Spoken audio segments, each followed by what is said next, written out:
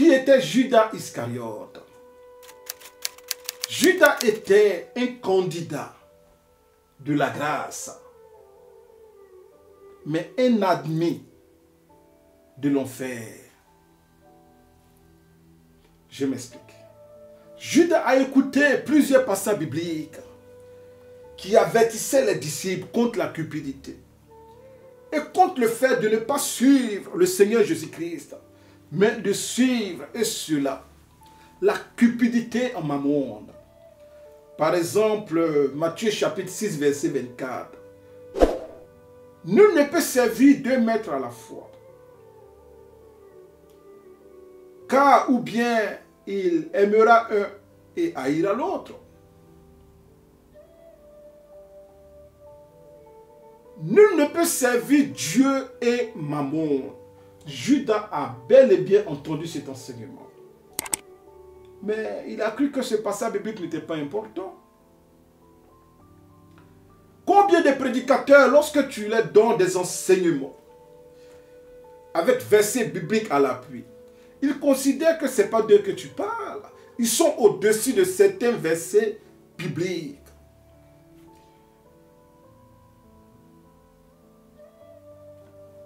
Des super-C. Plus des hommes de Dieu, mais des dieux dans la vie des hommes. On va aller plus vite. Tandis que le livre de Jacques, en son chapitre 1, verset 22, nous donne cet avertissement solennel. Mettez en pratique la parole. Et ne vous bornez pas à l'écouter, en vous trompant vous-même par de faux raisonnements.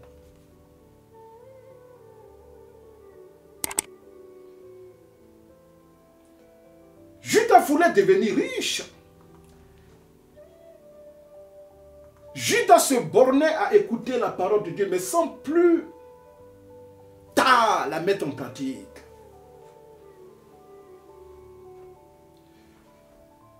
Le Seigneur Jésus-Christ a averti ses disciples contre la richesse et contre le désir de mesurer, de devenir riche.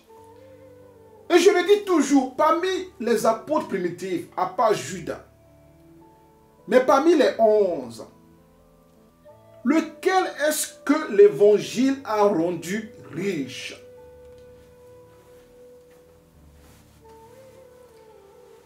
Lequel que l'évangile a rendu riche? N'est-ce pas que l'évangile dépouille? Comme précédemment indiqué, mais devant vous tous ces appareils. Combien coûtent ces appareils? Question est posée. Cela sort de la grâce que l'Éternel notre Dieu fait à votre serviteur et à sa famille. Cela ne sort pas de la poche d'une seule brebis. Et comme je l'ai dit précédemment, celui qui veut me mettre en mensonge par rapport à cette déclaration, qu'il publie tout simplement les preuves. Depuis combien d'années de ministère, aucune brebis n'a été dérangée pour cette œuvre. Voilà pourquoi, disais-je, l'évangile dépouille, ça n'enrichit pas. Mais comment eux ils font pour devenir riches? Jet privé, château, pendant que les fidèles dorment pour certains dans des baraques. Jet privé, tandis que les fidèles sont encore dans les taxis, dans les bus, voitures de luxe. Tandis qu'il y a certains fidèles qui n'ont même pas un seul vélo. Comment ils font pour s'enrichir et pour justifier leur richesse? Ils vont maintenant te dire, mais est-ce que le serviteur de Dieu doit être pauvre? Mais qui a aussi dit qu'il doit être riche? Et le Seigneur Jésus-Christ nous donne cet enseignement solennel, et cela en Marc, chapitre 10, versets 23 à 25. Jésus, regardant autour de lui,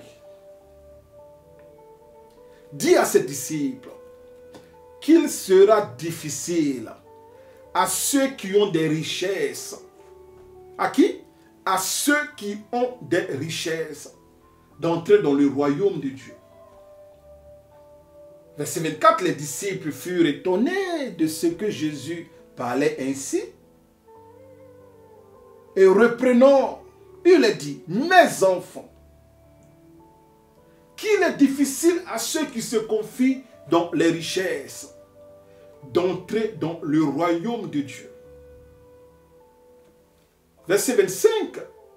Il est plus facile à un chameau de passer par le trou d'une aiguille qu'à un riche d'entrer dans le royaume de Dieu. Les nouveaux riches de l'évangile et qui s'en glorifient. Rendez-vous au jugement dernier. Et je sais que beaucoup d'entre vous écoutent ce message. Et la crainte de Dieu se saisit de vous. Mais après la ruse du diable, vous dites, mais qui est cet homme? Il aime trop parler des autres. Ignore-le et continue-le. Mais après tout, Dieu t'utilise. Tout comme Dieu a aussi utilisé Judas. Il aime trop critiquer les autres. Alors, lorsque Jean était en train de dire que Judas était voleur, il les critiquait. Ou bien il voulait tout simplement, par l'histoire de Judas, avertir d'autres serviteurs de Dieu.